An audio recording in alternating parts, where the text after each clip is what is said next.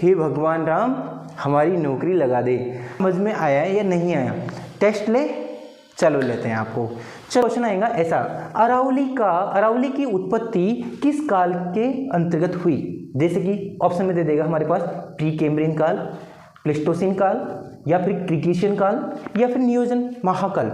इस तरीके से हमारे पास ऑप्शन दिखते हैं और जब ऐसे ऑप्शन आते हैं ना तो बच्चे क्या सोचते हैं, आउट ऑफ सिलेबस है। स्वागत है दोस्तों स्किल अप क्लासेस में। आज हम जिस टॉपिक को लेके आए हैं वो बहुत ही शानदार टॉपिक है। आपके हर एग्जाम में इससे कम से कम 2 क्वेश्चन दिखाई देंगे, खासकर आपका रीक का एग्जाम 100% क्वेश्चन आने वाला है। और आज इस वीडियो को अगर अंत तक देखा तो आपके 2 क्वेश्चन 100% ठीक होने वाले हैं। चलो हमारा टॉपिक क्या है देख लेते हैं हम।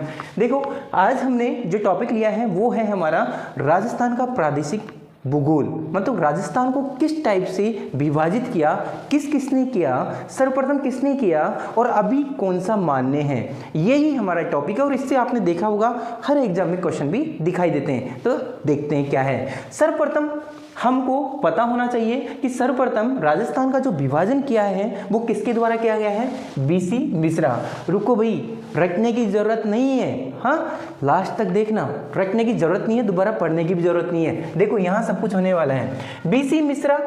बीसी मिश्रा ने सर्वप्रथम इसका विभाजन किया। उसके बाद में रामलोचन सर आए, उन्होंने इसका विभाजन किया। फिर हरिमोहन सक्सेना आए, उन्होंने इसका विभाजन किया।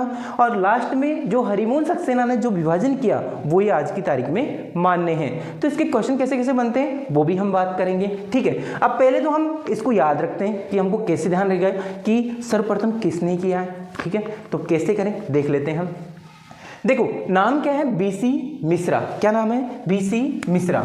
अब आपको पता है कि हम 10th या 12th पास करके आते हैं तो हमारा उद्देश्य क्या होता है? जल्दी से जल्दी नौकरी लगना। लेकिन आपको पता ना आजकल पटवारी, ग्राम सेवक, कोई सी भी एग्जाम में जाओ आप, ग्रेजुएशन तो भैया जरूरी है। अगर ग्रेजुएशन करनी पड़ेगी इसका मतलब बीए करनी पड़ेगी, बीएससी करनी पड़ेगी, बीसीए करनी पड़ेगी। तो यहाँ भी ऐसे ही है। सर्वप्रथम भैया आपको क्या करना पड़ेगा? बीसीए या बीए। ध्यान रखना बीसी से याद रह जाएगा, ऑप्शन ही तो लगाना है, ऑप्शन में तो काम हो जाएगा। क्या आ जाएगा? बीसी मिश्रा। सर्वप्रथम आपको क्या करना पड़ेगा? बीसी करनी पड़ेगी। इसका मतलब बीसी मिश्रा ने सर्वप्रथम राजस्थान का क्या किया?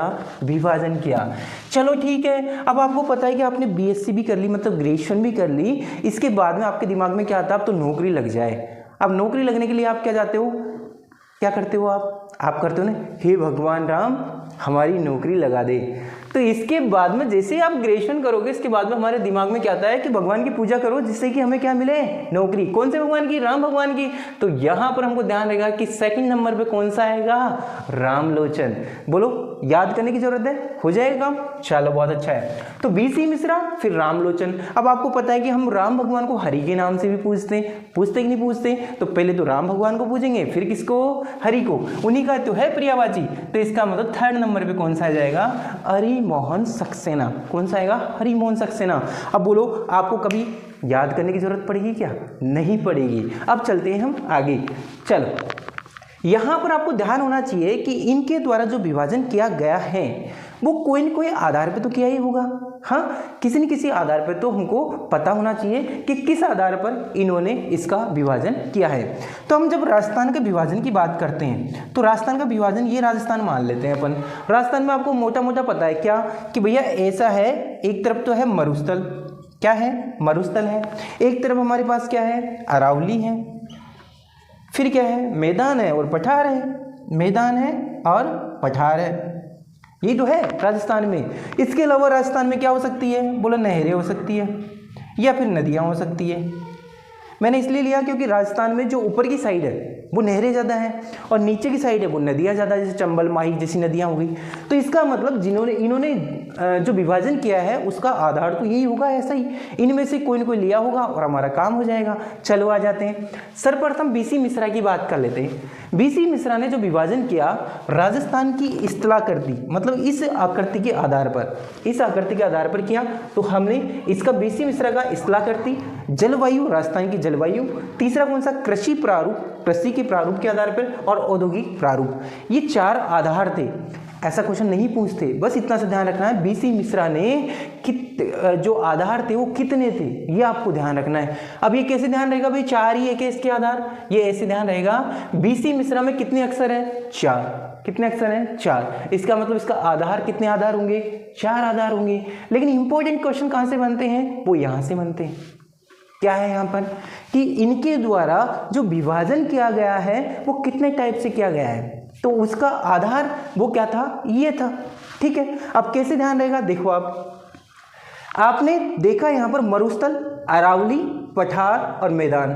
तो यहाँ पर सबसे पहले हम बात करेंगे मरुस्थल की। देखो आप, एक तो आधार हो गया नहरें, देखो आप पहला क्षेत्र तो कौन सा हो गया, नहरें, याद रह जाएगा आपको। दूसरा देखो मरुस्थल, मरुस्थल में भी आपने देखा होगा, एक तो हम बात करते हैं शुष्क मरुस्थल और दूसरा बात करते हैं अर्ध शुष्क मरुस्थल। इसका मतलब दोनों के दोनों पार्ट हमको ध्यान रहेंगे। कहाँ से ध्यान रहेंगे, यहाँ से। तीसरा हमारा अरावली है, देखो अरावली ऐसे कैसे अरावली है। चौथा हमारा मैदान है, मैदान कौन सा होगा, एक तो हमारा बनास वाला मैदान होगा, एक चंबल वाला मैदान होगा। इसका मतलब एक तो पूर्वी और एक कौन सा होगा, दक्षिण पूर्वी, 2 ये हो गए। और लास्ट बचता है हमारा चंबल, इसका मतलब इसका बेस कौन सा हो जाएगा, इसका जो प्रकार होगा लास्ट वाला वो कौन सा होगा, चंबल। बोलो रटने की जरूरत पड़ी क्या, नहीं पड़ी, बस ध्यान से समझना है। राजस्थान की इस्तेलाह करते आपको पता है, उसकी जलवायु पता है तो आपका काम हो जाएगा। कैसे, देख लो आप, नहरें, मरुस्थल, अरावली, उसके बाद में मैदान और उसके बाद में पठार। देखो सारा यही तो है, 2 तो हो गए मरुस्थल, एक हो गया अरावली, एक नहरें और एक हो गया हमारे पास नदी और मैदान हो गए तो हो गया काम। इस तरीके से हम बीसी मिश्रा से संबंधित जो भी क्वेश्चन बनते हैं हम उसको क्लियर कर सकते हैं। चलो अब आते हैं हम नेक्स्ट, कौन सा, हमारा रामलोचन। एक बात बताएं आपको, अगर आपने यहाँ तक वीडियो देख लिया तो ये मान के चलो कम से कम एक क्वेश्चन तो यहाँ से ही मिल जाएगा आपको। क्या, यहाँ से ही मिल जाएगा और हर एग्जाम में मिलेगा। अब देखो आगे चलते हैं अपन, अगला कौन सा है, रामलोचन। रामलोचन, राम के चक्षु। चलो आ जाओ, इनका बस इतना सा ध्यान रखना है, इन्होंने 3 भागों में बांटा है, एक तो है बृहद, एक है लघु, एक उप प्रदेश। वैसे इससे संबंधित क्वेश्चन मैंने अभी तक देखे नहीं है, कोई एग्जाम में आए भी नहीं है। अगर पूछेंगे तो आपको ध्यान रखिएगा, ऐसा पूछना है कि इनमें से किसके द्वारा विभाजन नहीं किया गया, तो उसमें नाम देते हैं बीसी मिश्रा, रामलोचन, हरिमोहन सक्सेना और एक कोई और नाम दे देंगे। इस तरीके से क्वेश्चन आते हैं। लेकिन आपको थोड़ा सा ध्यान रखना है, रामलोचन ने इसे 3 प्रकार से विभाजित किया है, एक बृहद, एक लघु और एक उप प्रदेश। इतना सा ध्यान रखना, अपना काम हो जाएगा। चलो आ जाते हैं अपन हरिमोहन सक्सेना। अरे भगवान राम की पूजा की है, इसके बाद में दूसरा नंबर किसका है, हरि का, तो आपको ये तो ध्यान रहेगा, हरि प्रसाद अखे। हरिमोहन सक्सेना ने 1994 में राजस्थान का जो विभाजन किया है वो उच्चावच के आधार पर किया है। मतलब कि जो पठार होंगे, नदियाँ होगी, उनमें जो ऊंचाई है, मैदान है, उनकी ऊंचाई है, उसके आधार पर इन्होंने क्या किया है, विभाजन। चलो आ जाते हैं, देखो हरिमोहन सक्सेना ने जो विभाजन किया है वो भी, उसका भी आधार क्या था, ये था। उसने क्या किया, एक तो ले लिया मरुस्थल, एक लिया अरावली, तीसरा लिया मैदान और चौथा ले लिया पठार। देखो आप, इनका विभाजन में बिल्कुल यही है, इनके विभाजन में बिल्कुल सेम है। क्या है, पश्चिमी मरुस्थल, दूसरा कौन सा है हमारा, अरावली, तीसरा कौन सा है, मैदान और चौथा कौन सा है, दक्षिणी पठारी प्रदेश। अब आप बोलोगे सर इससे तो याद होगा ही नहीं।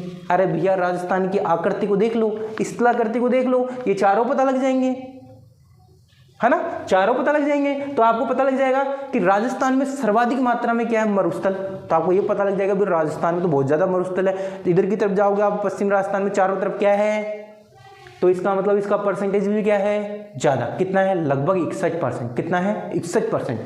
दूसरा जवाब अरावली। अरावली की बात करें तो 9.3%। कौन सी है, 9.3% जो हमारा भाग है इसका, वो कौन सा है, अरावली।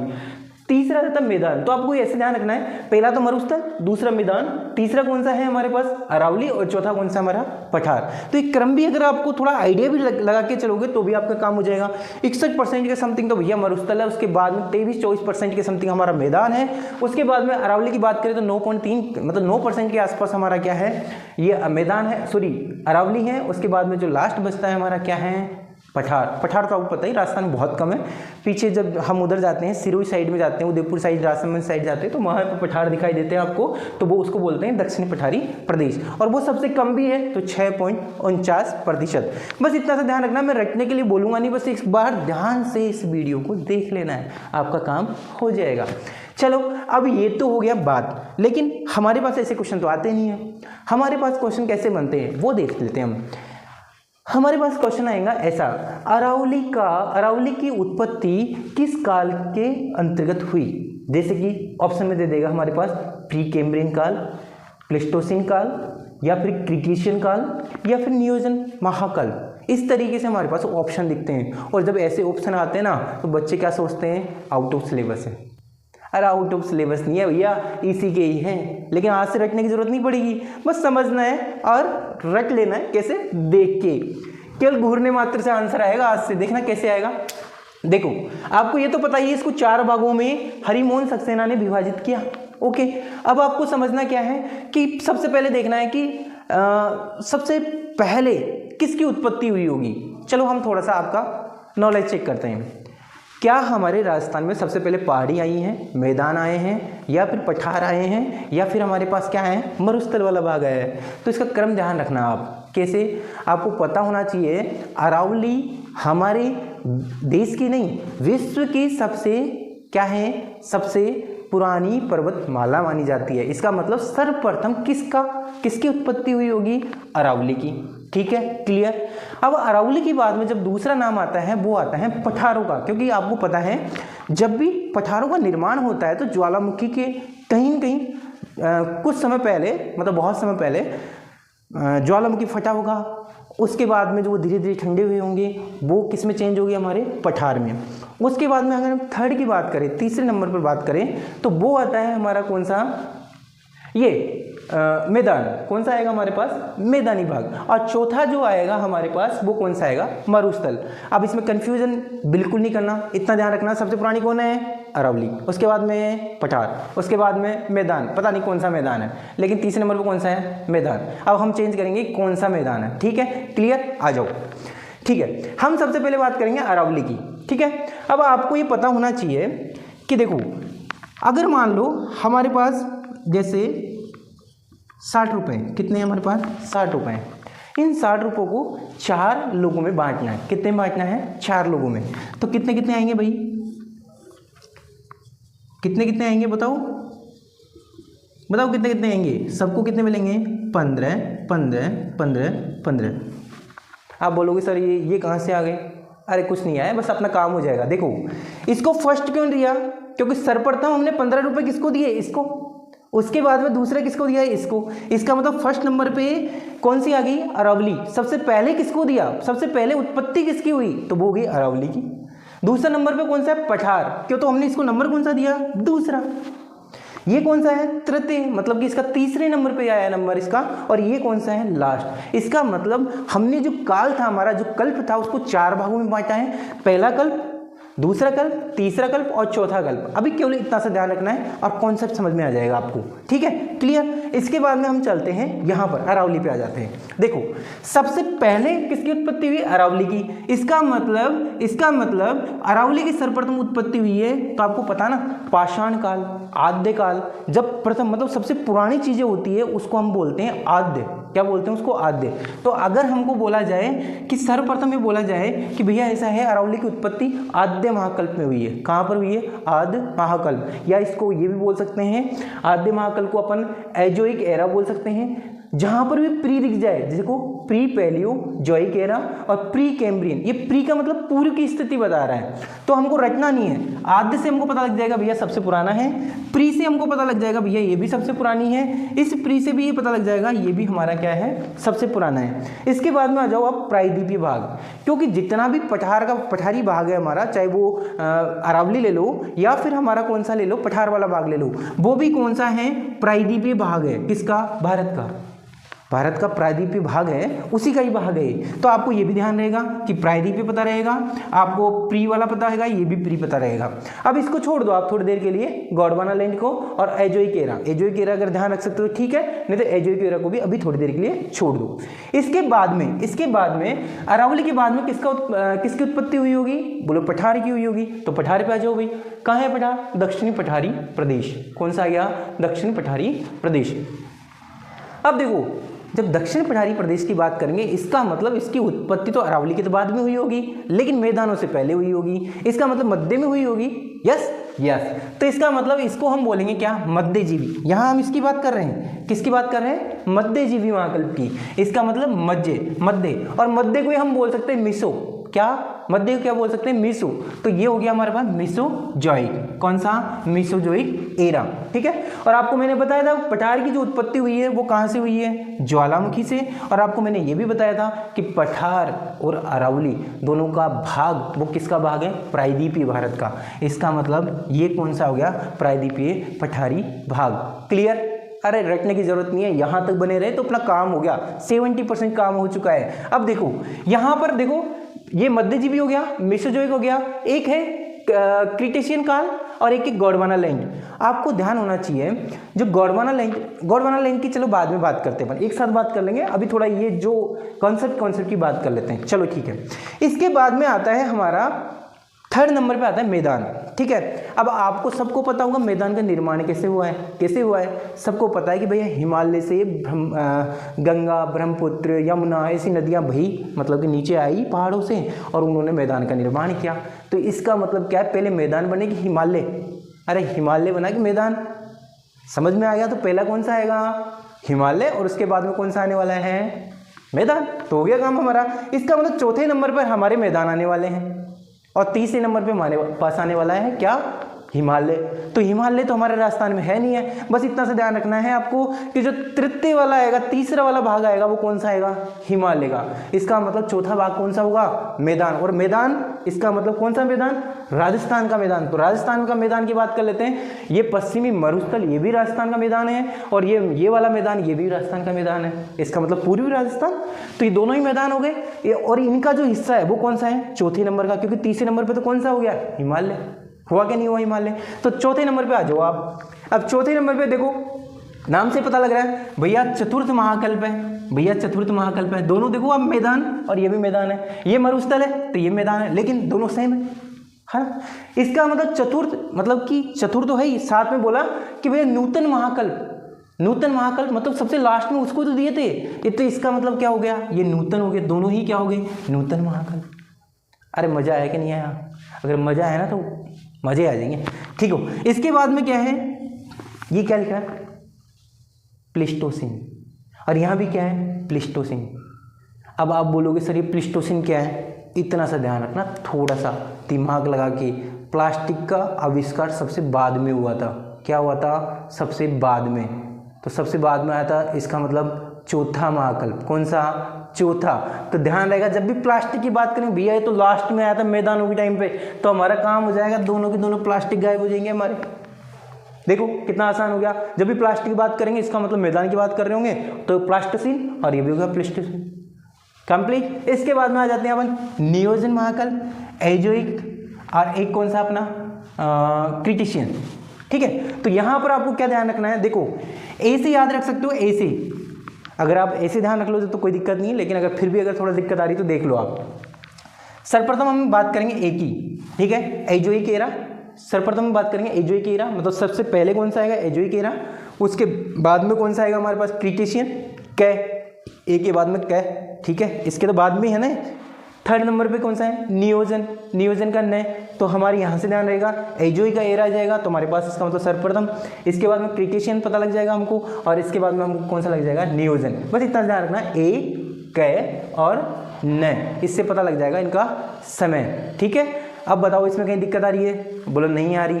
अगर आ रही हो ना तो इसको रिपीट करके देख लेना, और गारंटी अगर इसको एक बार रिपीट करके देख लिया तो जिंदगी में कभी भूलोगे नहीं, क्योंकि रटने का तो काम ही नहीं है। चलो आ जाओ। इतना सब कुछ होने के बाद में आपको एक चीज़ तो समझ में आई होगी कि हमने कहीं भी आपसे ये नहीं कहा कि इसको रटना है, इस टर्म्स को रट लो या इसको, ठीक है। चलो एक क्वेश्चन करके देखते हैं अपन, हमने जो पढ़ा है अब तक हमको समझ में आया है या नहीं आया, टेस्ट ले, चलो लेते हैं आपको। चलो बताओ, ठीक है, आपको ये बताना है कि राजस्थान का सर्वप्रथम प्रादेशिक विभाजन किसके द्वारा किया गया। आंसर आया ना, चलो सेकंड क्वेश्चन लेते हैं। राजस्थान का वर्तमान में जो विभाजन है वो कौन सा मान्य है, तो आपको समझ में आ गया होगा कि किसका नाम आ रहा है यहाँ पे, हरिमोहन सक्सेना का। या फिर आपको ये भी क्वेश्चन हो सकता है कि प्लीस्टोसिन काल में किसकी उत्पत्ति हुई, तो आपको पता लग जाएगा कि मैदानों की जो उत्पत्ति हुई है वो किसके काल में हुई है, इस काल में हुई है। आपको पूछ लिया जाए प्री कैम्ब्रियन काल में किसकी उत्पत्ति हुई, तो प्री जहां भी लगता है इसका मतलब सबसे पहले, और सबसे पहले कौन सी आई है, अरावली। देखो हमारा काम भी हो गया और हमारे क्वेश्चन भी हो गए और हमने कहीं रटा भी नहीं है। देखो सारे क्वेश्चन हमारे कंप्लीट भी हो गए। ठीक है, आई होप आपको समझ में आया होगा। और मैं फिर से एक बार बोलना चाहूँगा आपको, अगर इस वीडियो को आप एक बार रिपीट करके देखते हो तो आपकी लाइफ क्या हो जाएगी,